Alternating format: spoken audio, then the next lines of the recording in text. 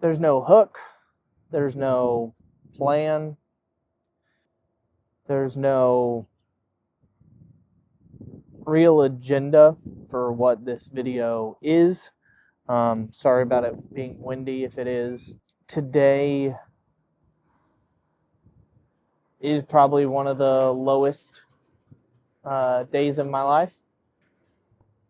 And that's why I'm out here in the middle of nowhere at the closest version that I can be to my favorite place on the earth. And those of y'all that know me know that that's Breckenridge, Colorado. And so being here in Texas and taking a drive, the closest place I could get is Breckenridge, Texas. Essentially, for the last 380 something days, I have had the worst little over a year plus of my life. In short, during that time, my parents have moved in with me, Bex, and the kids. I was a part of a trucking company that no longer is in existence because it failed. My son got diagnosed with autism. I'm pretty sure that I have autism. I also recently have been diagnosed with a bunch of different things, but a lot of mental and emotional state stuff, from depression to potential bipolar stuff to anxiety issues to all those different things. During that time, also, the business has been drastically hit. We lost over $100,000 in retainer over the last 300 something days.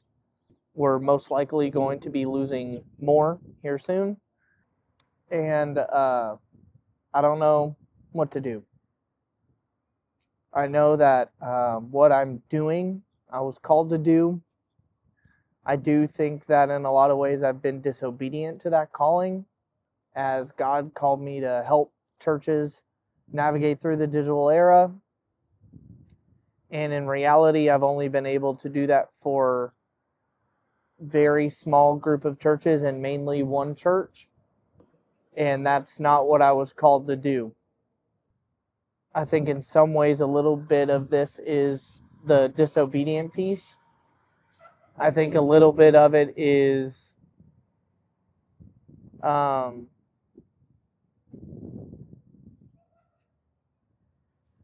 don't know, just the bad hand being dealt. Yeah.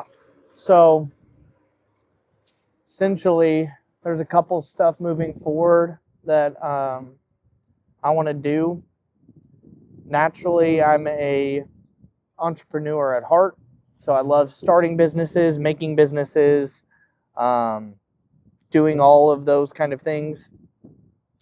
But obviously on the front end, like, God called me to help churches, and that's a plural thing. That's not a one church. That's not a 3 churches. It's a lot. When God first laid it out for me, it was, do you want to keep working 60 hours a week at one church or work for 60 churches for an hour a week? And I decided to choose the latter. I think he was very much open to letting me do either, and I made the choice. Even then, when there's days that feel like that was the wrong choice and all those other stuff, it doesn't matter. That's the one I chose. So, moving forward, that's going to be the goal again, is helping as many churches as possible, not going deep at one church. If that's doing one project for a church and never hearing from them again, then great. I helped them get one step closer to getting people in the kingdom tomorrow. And so that's one thing. Another thing that I haven't put out there publicly, my close friends and stuff know, but it's a home decor business like drop idea of where the shop would open up for a couple weeks. People would be able to essentially pre-order the stuff that we would curate. We would close the shop, order the things, get it shipped out to you guys, open the shop again, pre-order, get the things, ship it out to you guys. And I'm looking at that being called Meadowbrook Supply. Let me know if you like that idea. Whatever.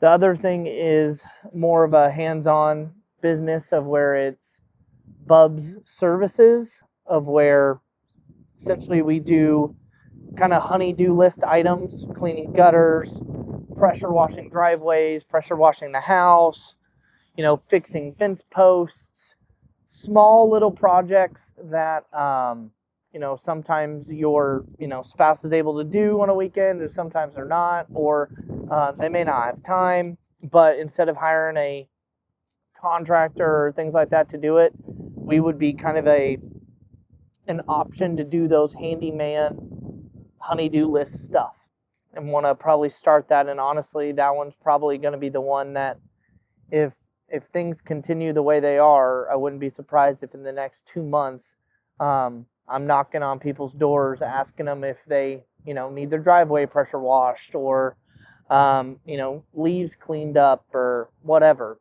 So I don't know what to do. Today is pretty much the culmination of the worst year of my life. But after today, I'm not going to let that continue, even if that means I have to make my life worse to get it to restart. While all of that is going on with #church, we're now a nonprofit. And so, that's great. And definitely this was not the plan or the idea to announce that information. But we are. And so with our nonprofit, one of the goals is to continue our mission of helping churches and nonprofits navigate through the digital era. We're doing that through a bunch of different ways. One of the ways is digital missionaries. We really feel like God is equipping and calling people to have their kind of space on the internet used for his kingdom.